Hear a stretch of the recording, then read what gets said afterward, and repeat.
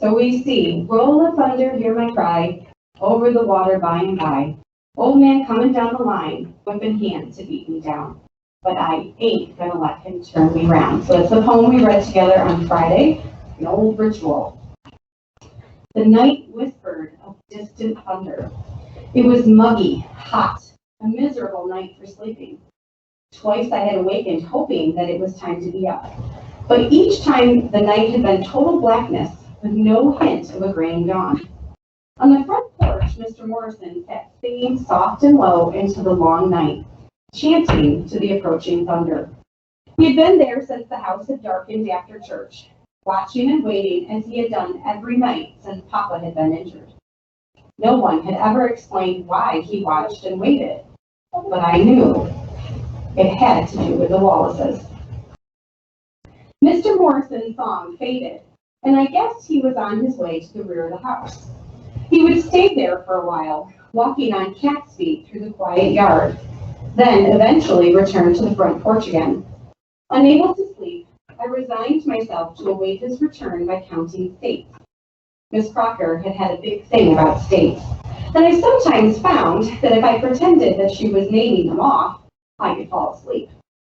I decided to count the states geographically rather than alphabetically. That was more of a challenge. I had gotten as far west as the Dakotas when my silent recitation was disturbed by a tapping on the porch. I lay very still. Mr. Morrison never made sounds like that. There it was again. Cautiously, I climbed from the bed, careful not to awaken Big Ma, who was still snoring soundly, and crept to the door. I pressed my ear against the door and listened, then slipped the latch furiously and darted outside. "Boy, what you doing here?" I hissed. "Hey, Cassie, would you keep it down?" whispered TJ, invisible in the darkness. Then he tapped lightly on the boy's door again, calling softly. "Hey, Stacy, come on and wake up, will ya? Let me in." The door swung open, and TJ slipped inside. I pulled my own door closed and followed him. I'm in trouble, Stacy, he said. I'm really in trouble." "It ain't nothing new," I remarked. "What you coming here for?" whispered Stacy icily. "Go get our W and Melvin to get you out of it." In the darkness, there was a low sob, and TJ, hardly sounding like TJ, mumbled, "They the ones got me in it. Where's the bed? I gotta sit down." In the darkness, he groped for the bed, his feet dragging as if he could hardly lift them. "I ain't no bed," I exclaimed as his hands fell on me. There was a deep sigh. Stacy clicked on the flashlight and TJ found the bed, sitting down slowly and holding his stomach as if he were hurt. "What's the matter?" Stacy asked, his voice wary. "Our W and Melvin," whispered TJ. "They hurt me bad." He looked up expecting sympathy, but our faces, grim behind the light Stacy held, showed no compassion. TJ's eyes dimmed. Then, undoing the buttons to his shirt, he pulled the shirt open and stared down at his stomach. I grimaced and shook my head at the sight. "Lord, TJ!" Stacy exclaimed in a whisper. "What happened?" TJ did not answer at first, staring in horror at the deep blue-black swelling of his stomach and chest. "I think something's busted," he gasped finally. "I heard something awful." "Why'd they do it?" asked Stacy. TJ looked up into the bright light. "Help me, Stacy. Help me get home. I can't make it by myself." "Tell me how come they did this to you." Because I said I was going to tell what happened." Stacy and I looked at each other, then together leaned closer to TJ. "Tell what?" we asked. TJ gulped and leaned over, his head between his legs. I'm sick, Stacy. I gotta get home for my daddy wake up. He say I stay away from that house one more night, he gonna put me out. And he mean it too. He put me out, I got no place to go. You gotta help me." "Tell us what happened."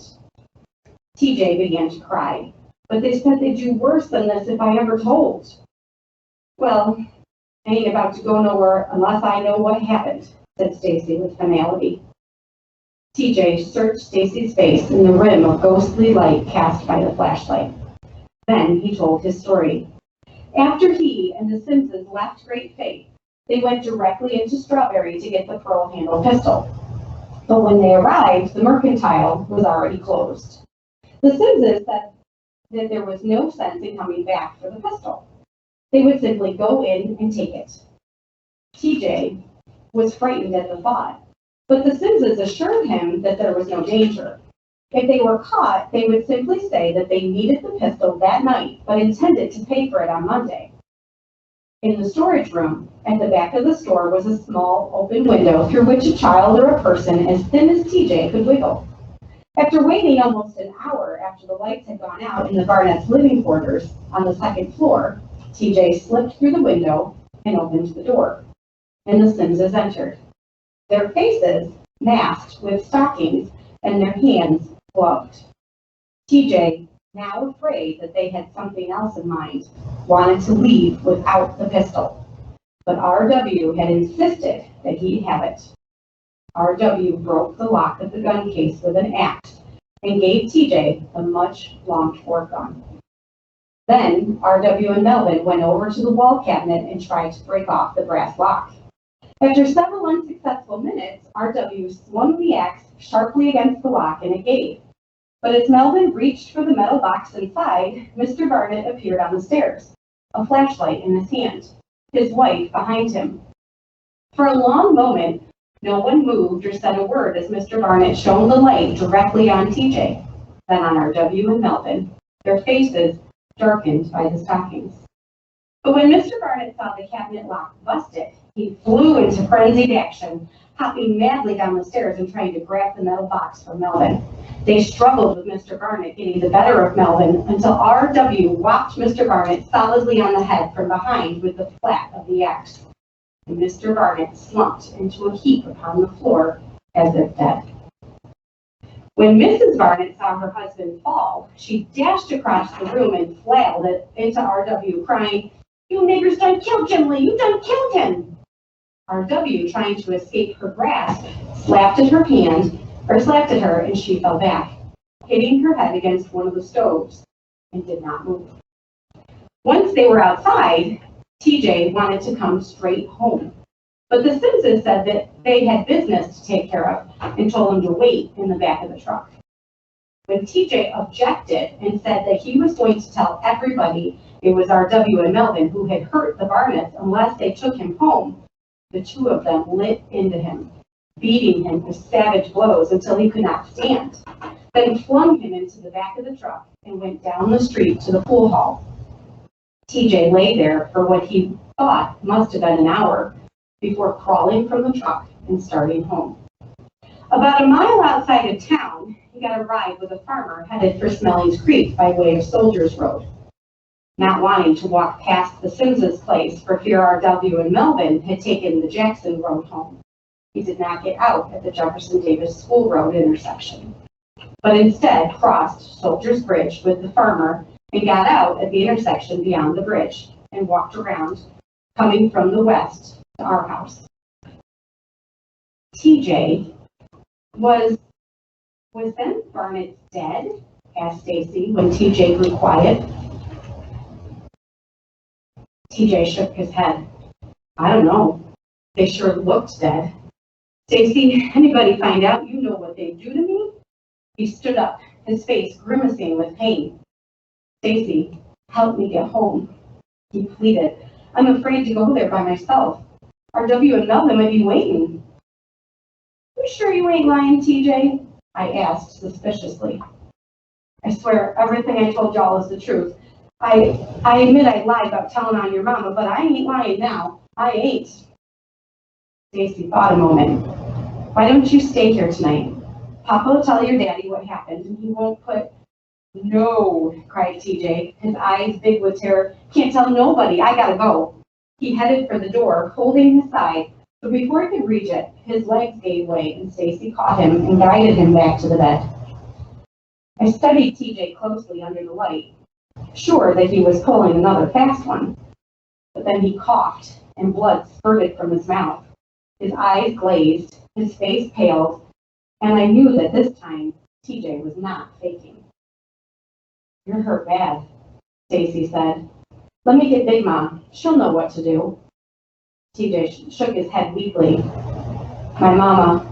I'll just tell her them white boys beat me for no reason and she'll believe it. She'll take care of me. But you go waking your grandmama and your daddy'll be in it. Stacy, please. You my only friend. Ain't never really had no true friend but you. Stacy, I whispered, afraid of what he might do. As far back as I could remember, Stacy had felt a responsibility for TJ. I never really understood why. Perhaps he felt that even a person as despicable as TJ needed someone he could call friend. Or perhaps he sensed TJ's vulnerability better than TJ did himself. Stacy, who you going, are you? Stacy wet his lips, thinking. Then he looked at me. Go on back to bed, Kathy. I'll be all right. Yeah, I know you're going to be all right, because I'm going to tell Papa, I cried, turning to dash for the other room. But Stacy reached into the darkness and caught me. Look, Kathy, it won't take me but 25 or 30 minutes to run down there and back. Really, it's all right. You as big a fool as he is, then, I accused frantically. You don't know him nothing, especially after what he's done to Mama. Stacy released me. He's hurt bad, Kathy. I gotta get him home. He turned away from me and grabbed his pants. I stared after him. Then I said, well, you ain't going without me. If Stacy was going to be a fool and go running out into the night to take an even bigger fool home, the least I could do was make sure he got back in one piece. Kathy, you can't go. Go where? Piped little man, sitting up. Christopher John sat up too, yawning sleepily. Is it morning? What y'all doing up? Little man questioned. He blinked into the light and rubbed his eyes. TJ, that you? What you doing here? Where are y'all going? Nowhere. I'm just going to walk TJ home, Stacy said. Now go on back to sleep. Little man jumped out of bed and pulled his clothes from the hanger where he had neatly hung them. I'm going too, he squealed. Not me, said Christopher John, lying back down again. While Stacy attempted to put little man back to bed, I checked the porch to make sure that Mr. Morrison wasn't around, then slipped back to my own room to change. When I emerged again, the boys were on the porch, and Christopher John, his pants over his arm, was murmuring a strong protest against this middle-of-the-night stroll. Stacy attempted to persuade both him and Little Man back inside, but Little Man would not budge, and Christopher John, as much as he protested, would not be left behind. Finally, Stacy gave up, and with TJ leaning heavily against him, hurried across the lawn. The rest of us followed. Once on the road, Christopher John struggled into his pants, and we became part of the night. Quiet, frightened, and wishing just to dump TJ on his front porch and get back to the safety of our own beds, we hastened along the invisible road, brightened only by the round of the flashlight. The thunder was creeping closer now, rolling angrily over the forest depths and bringing the lightning with it. As we emerged from the path into the deserted Avery yard, "Well, wait till I get inside, will you?" requested TJ. "Ain't nobody here," I said sourly. "What you need us to wait for?" "Go on, TJ," said Stacy. "We'll wait." "So thanks, y'all," TJ said. Then he limped to the side of the house and slipped awkwardly into his room through an open window. "Come on, let's get out of here," said Stacy, herding us back to the path. But as we neared the forest, Little Man turned. "Hey, y'all look over yonder. What's that?" Beyond the Avery house, bright lights appeared far away on the road near the Granger mansion. For a breathless second, they lingered there, then plunged suddenly downward toward the Averys. The first set of lights was followed by a second, then a third, until there were half a dozen sets of headlights beaming over the trail. "Well, what's happening?" cried Christopher John. For what seemed an interminable wait, we stood watching those lights drawing nearer and nearer before Stacy clicked off the flashlight and ordered us into the forest. Silently, we slipped into the brush and fell flat to the ground. 2 pickups and 4 cars rattled into the yard. Their lights focused like spotlights on the Avery front porch. Noisy, angry men leapt from the cars and surrounded the house. Caleb Wallace and his brother Thurston, his left arm hanging akimbo at his side, pounded the front door with their rifle butts. "Y'all come on out of there," called Caleb. "We want that thieving, murdering nigger of y'all's." "Stacy," I stammered, feeling the same nauseous fear I had felt when the nightmen had passed, and when Papa had come home shot and broken. "Well, what are they going to do?" I don't know," Stacy whispered, as two more men joined the Wallaces at the door. "Why, ain't that R.W. and Melvin?" I exclaimed. "What the devil they doing?" Stacy quickly muffled me with the palm of his hand as Melvin thrust himself against the door in an attempt to break it open, and R.W. smashed a window with his gun. At the side of the house, several men were climbing through the same window TJ had entered only a few minutes before. Soon, the front door was flung open from the inside, and Mr. and Mrs. Avery were dragged savagely by their feet from the house. The Avery girls were thrown through the open windows. The older girls, attempting to gather the younger children to them, were slapped back and spat upon. Then, quiet, gentle Claude was hauled out, knocked to the ground, and kicked. "Claude," whimpered Christopher John, trying to rise, but Stacy hushed him and held him down. "But we gotta get help," Stacy rasped, but none of us could move. I watched the world from outside myself. Then TJ emerged, dragged from the house on his knees. His face was bloody, and when he tried to speak, he cried with pain, mumbling his words as if his jaw were broken. Mr. Avery tried to rise to get him, but he was knocked back. "Look what we got here," one of the men said, holding up a gun. "That pearl-handled pistol from Jim Lee's store." "Oh, Lord," Stacy groaned. "Why didn't he get rid of that thing?" TJ mumbled something we could not hear, and Caleb Wallace thundered, "Stop lying, boy, 'cause you in a whole lot of trouble. You was in there. Ms. Barnett, when she come to and got help, said 3 black boys robbed their store and knocked out her and her husband. And R.W. and Melvin Sims seen you and them 2 other boys running from behind that store when they come into town to shoot some fool." "But it was R.W. and Melvin," I started before Stacy clasped his hand over my mouth again. "Now who was them other 2 and where's that money y'all took?" Whatever TJ's reply, it obviously was not what Caleb Wallace wanted to hear, for he pulled his leg back and kicked TJ's swollen stomach with such force that TJ emitted a cry of awful pain and fell prone upon the ground. Lord Jesus, cried Mrs. Avery, wrenching herself free from the men who held her and rushing toward her son. "Don't let him hurt my baby no more. Kill me, Lord, but not my child."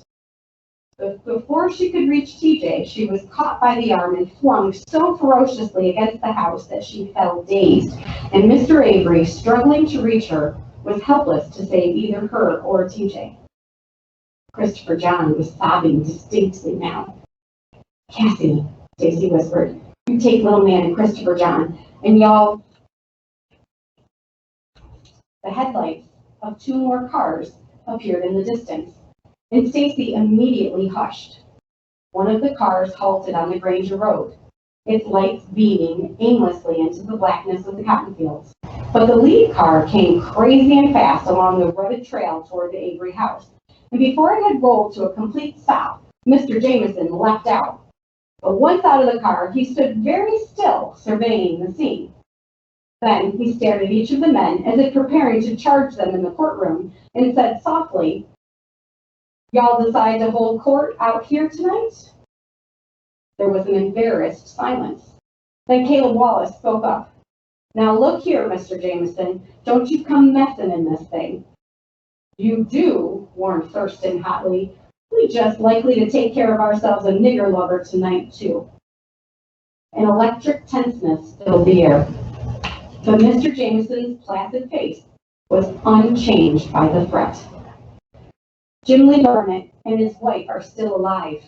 Y'all let the sheriff and me take the boy. Let the law decide whether or not he's guilty." "Where's Hank?" someone asked. "I don't see no law." "That's him up at Harlan Granger's," Mr. Jameson said with a wave of his hand over his shoulder. "He'll be down in a minute. Now leave the boy be." For my money, I say let's do it now, the voice cried. Ain't no need to waste good time and money trying no thieving nigger. A crescendo of ugly hate rose from the men as the second car approached. They grew momentarily quiet as the sheriff stepped out. The sheriff looked uneasily at the crowd as if he would rather not be here at all. Then at Mr. Jameson. Where's Harlan? Asked Mr. Jameson. The sheriff turned from Mr. Jameson to the crowd without answering him. Then he spoke to the men. Mr. Granger sent word by me that he ain't gonna stand for no hanging on his place. He say I'll touch one hair on that boy's head while he on this land, he's gonna hold every man here responsible. The men took the news in grim silence. Then Caleb Walls cried, then why don't we go somewhere else? I say what we ought to do is take him on down the road and take care of that big black giant of the nigger at the same time. And why not that boy he's working for, too? Yelled Thurston. Stacy, I gasped. Hush. A welling affirmation rose from the men. I got me 3 new ropes, exclaimed Caleb. New? How come you gonna waste a new rope on a nigger? Asked Melvin Sims. Big as that one nigger is, an old one might break. There was a chilling laughter and the men moved toward their cars, dragging TJ with them. No, cried Mr. Jameson, rushing to shield TJ with his own body. Cassie, Stacy whispered hoarsely. Cassie, you gotta get Papa now. Tell him what happened. I don't think Mr. Jameson can hold them. You come too. No, I'll wait here. I ain't going without you, I declared, afraid that he would do something stupid like trying to rescue TJ alone. Look, Cassie, go on, will you please? Papa will know what to do. Somebody's got to stay here in case they take TJ off into the woods somewhere. I'll be all right. Well, please, Cassie, trust me, will you? I hesitated. Do you promise you won't go down there by yourself? Yeah, I promise. Just get Papa and Mr. Morrison before they hurt them some more. He placed the unlit flashlight in my hand and pushed me up. Clutching little man's hand, I told him to grab Christopher Johns, and together the 3 of us picked our way along the black path, afraid to turn on the flashlight for fear of its light being seen. Thunder crashed against the corners of the world, and lightning split the sky as we reached the road. But we did not stop. We dared not. We had to reach Papa. All right, so at this point, you are going to need your computers. We're going to go to the worksheet that is available in Teams. It is on the climax. This chapter is the climax of the book. Next chapter also continues the climax, but let's get this part first. So you go into assignments. You will see 9.1, Chapter 11, Climax Worksheet.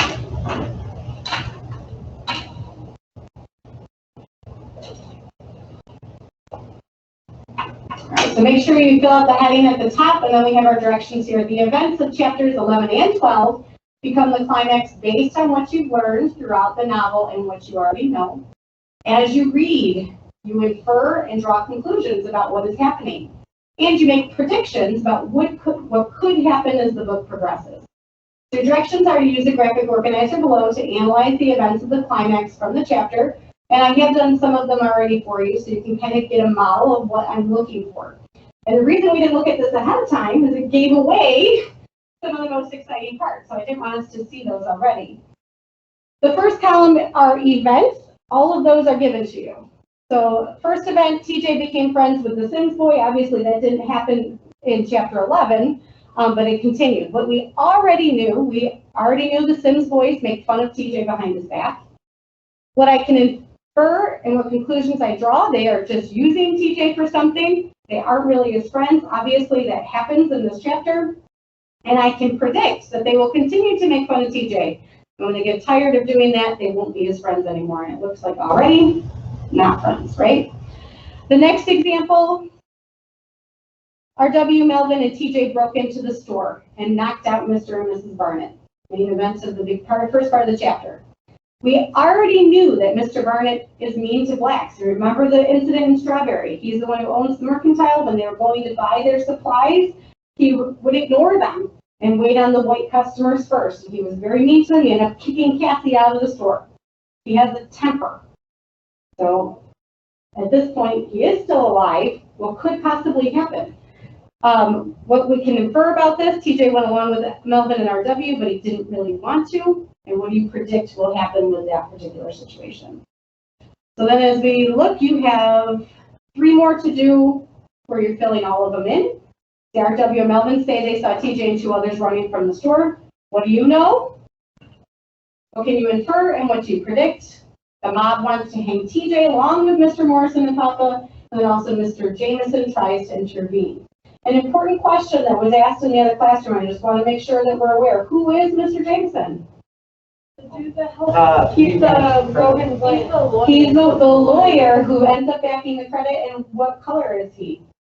He is white. So that does change some details. It's part of why they actually stop when he shows up in the car, right?